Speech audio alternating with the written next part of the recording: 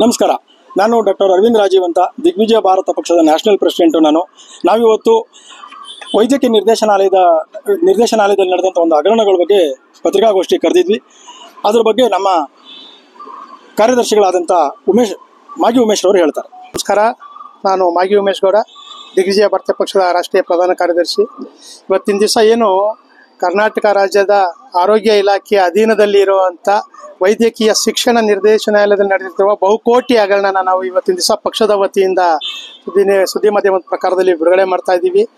ಏನು ಇವತ್ತಲ್ಲಿ ಹಾಲಿ ನಿರ್ದೇಶಕರಾಗಿರುವಂಥ ಶ್ರೀಮತಿ ಸುಜಾತಾ ರಾಥೋಡ್ ಅವರು 1.5 ವರ್ಷದಿಂದ ಅಧಿಕಾರ ವಹಿಸ್ಕೊಂಡಾಗಿಂದ ಇಲ್ಲಿ ನಡೆದಿರುವಂಥ ಪ್ರತಿಯೊಂದು ಟೆಂಡರ್ ಅಂತಂದರೆ ಕರ್ನಾಟಕ ರಾಜ್ಯದಲ್ಲಿರುವಂಥ ಈ ಸಂಸ್ಥೆಯ ಅಧೀನದಲ್ಲಿರುವಂಥ 22 ಸರ್ಕಾರಿ ಮೆಡಿಕಲ್ ಕಾಲೇಜು ಆಸ್ಪತ್ರೆಗಳಲ್ಲಿ house keeping, security, man power service ಅಂತೀವಿ, ಅದರಿಂದ ಹಿಡಿದು ಹಾಸ್ಪಿಟಲ್ ಡೆವಲಪ್ಮೆಂಟ್ಸಿಂದ ಹಿಡಿದು ಮತ್ತು ಅಲ್ಲಿ ಬೇಕಾದಂಥ ಎಕ್ವಿಪ್ಮೆಂಟ್ಸ್ಗಳಿಂದ ಹಿಡಿದು ಪ್ರತಿಯೊಂದರಲ್ಲೂ 100 ಕೋಟಿ ಹಗರಣನ ಮಾಡಿದ್ದಾರೆ.